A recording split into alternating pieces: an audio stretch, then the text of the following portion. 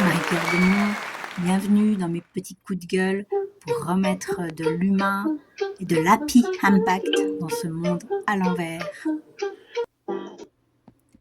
Je ne suis pas normale, mon numéro 4.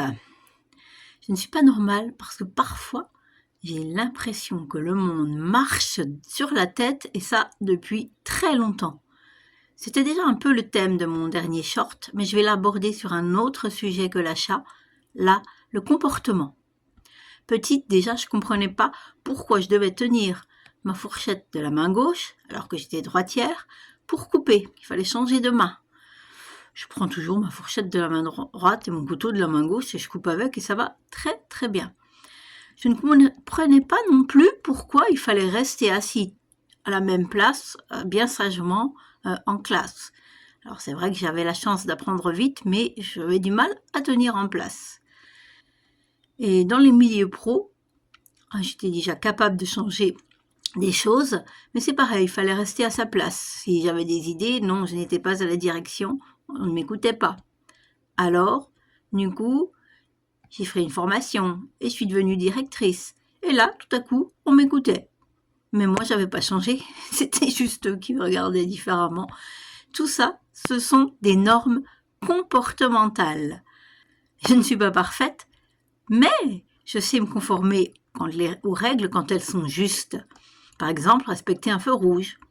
Mais je refuse de me conformer quand les règles sont absurdes et ne s'appuient sur aucun sens ou sur des règles périmées. Or, la psychologie nous enseigne que le conformisme est un apprentissage social vicariant. Utile, oui, pour apprendre à vivre ensemble. Mais le problème est qu'il est apprentissage. C'est-à-dire que si les règles sont absurdes, mais qu'on les a apprises, et que le fonctionnement sociétal a changé, les gens ne vont pas pouvoir du jour au lendemain changer leur comportement, parce que désapprendre, ça prend du temps. Par exemple, depuis des milliers d'années, les femmes ont appris à se fondre dans l'ombre et à se taire quand un homme parle.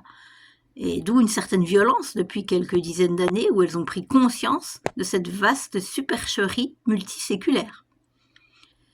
Prendre conscience des comportements, c'est donc une clé importante du bonheur. Alors, si vous voulez en savoir un peu plus et gagner en liberté en empruntant le chemin difficile du bonheur, mais chemin que j'ai débroussaillé pour vous pendant plus de 10 ans, plus un doctorat sur le sujet, eh bien, retrouvez-moi sur ma chaîne, abonnez-vous. Il y a des podcasts sur le bonheur.